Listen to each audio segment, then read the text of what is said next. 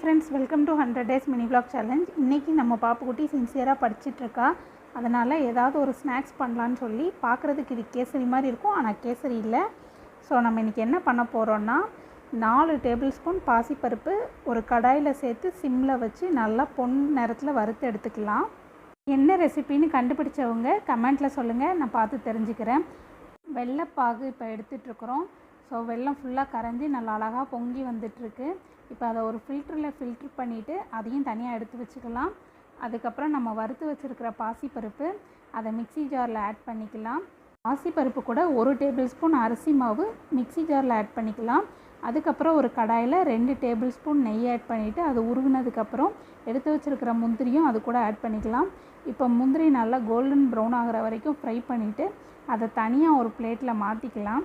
பருப்பு கரிஞ்சிராமல் பார்த்துக்கணும். அதுக்கப்புறம் நம்ம பாசிப்பருப்பை அரைச்சி எடுத்துகிட்டு வந்தாச்சு. அது கூட இப்போது ஒரு தேங்காய் ஃபுல்லாக ஆட் பண்ணுறேன். ஃபஸ்ட் டைம் ட்ரை பண்ணுறீங்க அப்படின்னா அரை மூடி தேங்காயில் இதோட அளவு எல்லாமே பாதியாக ட்ரை பண்ணுங்கள் கைஸ். இது ஒரு ஹெல்த்தியான ரெசிபி தான். தேங்காய், வெல்லம், பாசிப்பருப்பு எல்லாம் தான் ஆட் பண்ணுறோம்.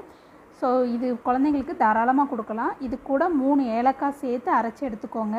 திரும்பவும் ஒரு கடாயில் 2 டேபிள் ஸ்பூன் நெய் ஆட் பண்ணிவிட்டு நம்ம அரைச்சி வச்சுருக்குறோம்ல தேங்காய் பேஸ்ட்டு, பாசிப்பருப்பு, அது எல்லாத்தையுமே இது கூட சேர்த்து நல்லா ஃப்ரை பண்ணிக்கலாம். தேங்காய் ஃபுல்லாக இந்த மாதிரி நெய் கூட அப்சர்வ் ஆனதுக்கப்புறம் நம்ம எடுத்து வச்சுருக்கிற வெள்ளைப்பாகு அதையும் இது கூட ஆட் பண்ணிக்கலாம். ஆட் பண்ணிவிட்டு நல்லா மிக்ஸ் பண்ணிக்கிட்டே இருக்கணும்.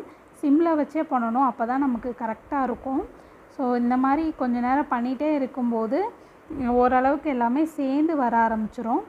இந்த ஸ்டேஜில் 1 டேபிள் ஸ்பூன் நெய் ஆட் பண்ணிக்கலாம். அப்போ டேஸ்ட் இன்னும் கொஞ்சம் நல்லா ரிச்சாக இருக்கும். ஸோ எல்லாத்தையும் ஆட் பண்ணிவிட்டு நல்லா ஒரு வாட்டி மிக்ஸ் பண்ணிவிட்டு இது கூட ஒரு பிஞ்ச் அளவு உப்பு சேர்த்துக்கணும்.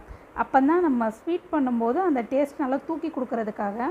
மெஷர்மெண்ட்ஸ் எல்லாம் இன்னும் கிளியராக வேணும் அப்படின்னா இதை பற்றின ஃபுல் வீடியோ நம்ம சேனலில் இருக்குது.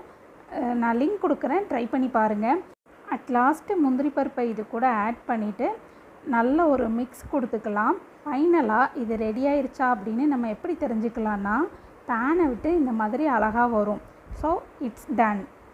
நம்ம இப்போ தனியாக இதை ஒரு பவுலுக்கு மாற்றிக்கலாம். ஸோ உங்களுக்கு அந்த அவுட்புட் பார்க்கும்போதே தெரியும் எவ்வளோ அழகாக இருக்குது அப்படின்னு சொல்லி. என் ஹஸ்பண்ட் ரொம்ப பிஸியாக ஃபோன் பார்த்துட்டு இருந்தா அப்படி அவருக்கு கொடுத்து நம்ம டேஸ்ட் பண்ண சொல்லலாம். ஸோ வீடியோ பிடிச்சிருந்ததுன்னா வீடியோக்கு ஒரு லைக் கொடுங்க. மறக்காமல் நம்ம சேனல் அண்ட் பேஜை சப்ஸ்கிரைப் பண்ணி ஃபாலோ பண்ணிக்கோங்க.